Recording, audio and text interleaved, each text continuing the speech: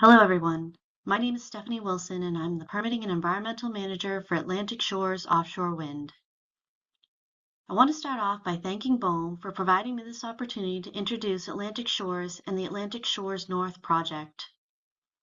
I also want to thank those of you who are participating in this scoping meeting today. Your input into this process is vitally important, and we are glad to see you here. The project proposed of this construction and operations plan is being developed by Atlantic Shores Offshore Wind, LLC, which is a 50-50 joint venture between EDF Renewables and Shell New Energies. This JV brings together two U.S. industry leaders in both renewable and offshore energy development, as well as two companies that have extensive experience in developing and delivering successful offshore wind projects across Europe. The Atlantic Shores lease area was originally acquired in December 2018. In seeking to develop a portfolio of projects, Atlantic Shores split and segregated the original lease 0499 into two separate and distinct lease areas.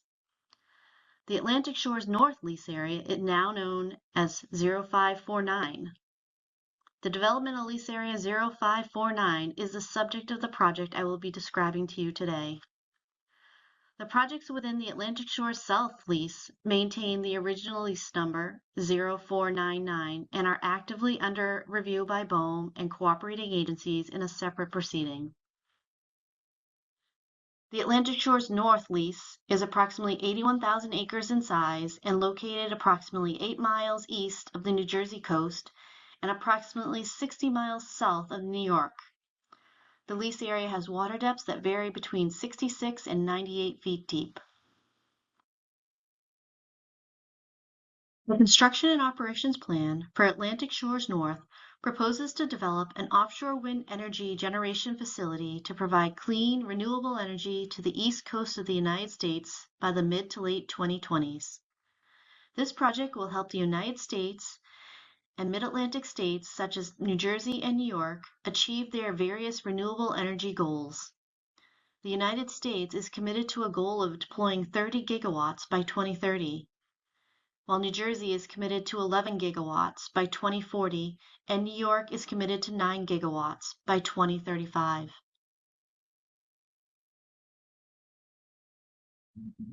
The key benefits of the Atlantic Shores North project is that it will provide a diversification of the state's electricity supplies, an increase in electricity reliability, a reduction in greenhouse gas emissions, significant environmental and public health benefits, and substantial new employment opportunities and community benefits to host communities.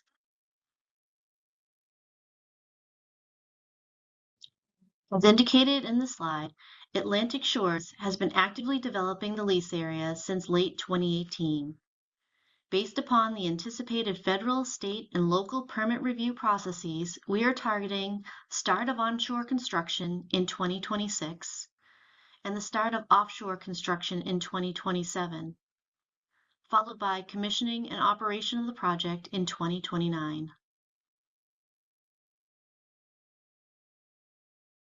The construction and operations plan currently under review is the culmination of an extensive body of work, including over 5 years of stakeholder engagement, a thorough technical calibration of the proposed project design envelope with the market and key suppliers, and a robust environmental assessment that consists of over 35 surveys and studies and 5 seasons of geophysical and geotechnical survey work.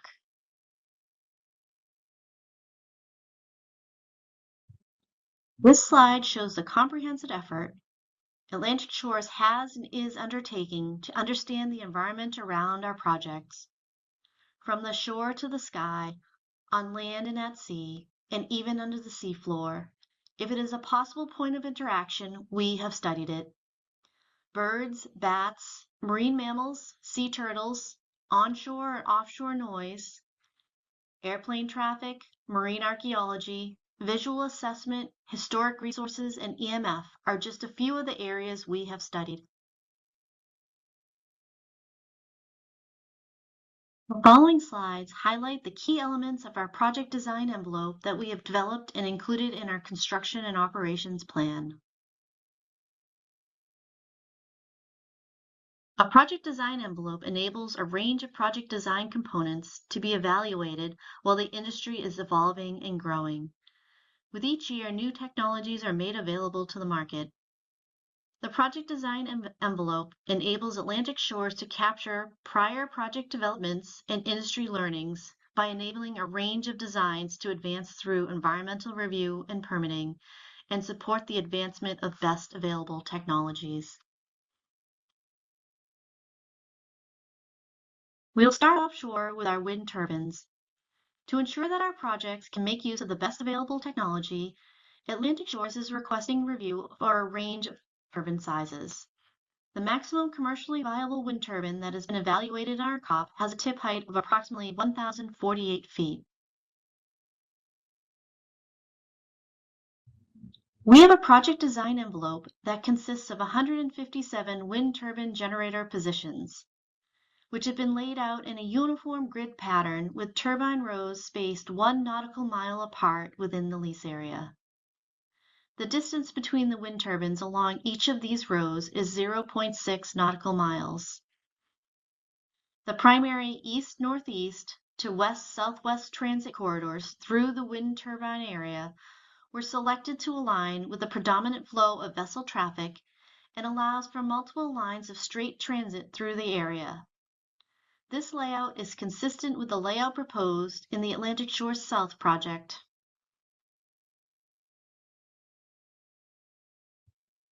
Our wind turbine layout is the result of extensive stakeholder consultation and has been designed to support safety, maximize coexistence with existing marine users, and minimize visual effects, including locating our offshore substations no closer than 12 miles from shore, and proposing the use of Aircraft Detection Lighting System, or ADLS, which only activates when an aircraft is in close proximity. We encourage you to visit our visual simulation videos to get a better sense of what our projects might look like from various locations along the coast during various times of year and under different weather and lighting conditions. Foundation options for our wind turbines were identified through extensive site and project-specific feasibility studies performed in consultation with foundation suppliers. Based on this body of work, Atlantic Shores has included 3 foundation options for environmental review: the piled foundation, a suction bucket, and gravity-based structures. It should be noted that the selected foundation types will be consistent across the project, meaning there'll not be a mix and match of structures used for the project offshore wind turbines. We have evaluated both HVAC and HVDC technologies, as well as 3 offshore substation sizes. The size and quantity of the offshore substations will depend on a number of factors, including the project offtake, turbine size, and final electric design, but will not exceed the numbers proposed here. Offshore cable system will consist of inter-array cables that will carry the power generated by the wind turbines to the offshore substations, and export cables that will carry power from the offshore substations to shore. Export cables will be installed in corridors that extend from the wind turbine area to the potential landfall locations in New Jersey or New York. The export cable corridors depicted represent a range of delivery opportunities to New Jersey and/or New York. Atlantic Shores does not anticipate construction of all of these export cables options. However, we are seeking to complete environmental review and consultation on all proposed options to determine the best available opportunity to deliver the generated power. To ensure the burial of the offshore cables, Atlantic Shores has established a target depth burial of 1.5 to 2.0 meters below the seabed. We've also committed to cable installation under shorelines via horizontal directional drill and, only as necessary, perform sand wave removal or apply cable protection to ensure the cables remain buried long term. Once the export cables reach the shore, they will be spliced into onshore transmission cables that will be buried underground in concrete encased duct banks along existing rights-of-way to new substations. Atlantic Shores meticulously reviewed routes that co-locate with existing infrastructure to reduce impacts to communities and the natural environment. The new substations, or converter stations proposed, will support the project's interconnections to the onshore grid. The points of interconnection in New Jersey include the Larrabee substation in Howell, New Jersey, and the Atlantic substation in Neptune City, New Jersey. The points of interconnection in New York include the existing Goethals and/or Freshkill substation on Staten Island, or the Gowanus substation in Brooklyn. In places where our onshore transmission cables must cross sensitive habitats, such as wetlands or stream crossings, horizontal directional drilling will be implemented to avoid impacts to these areas.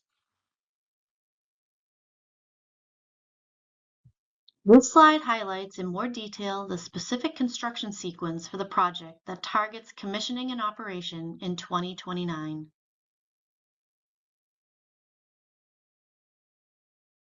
Once commissioned, our projects will have the ability to operate for up to 30 years.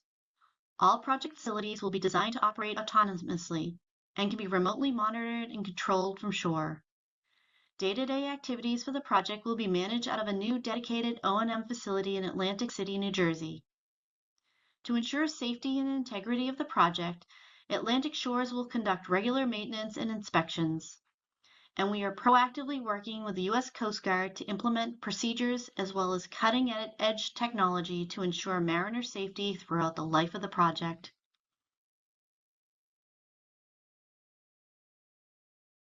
At the end of their useful lives, Atlantic Shores will follow all regulatory requirements to decommission the project. Atlantic Shores is also committed to recycling as much of the project components as possible. Wind turbines are already 80 to 95% recyclable today, and there are ongoing programs to further improve this towards 100% recyclability.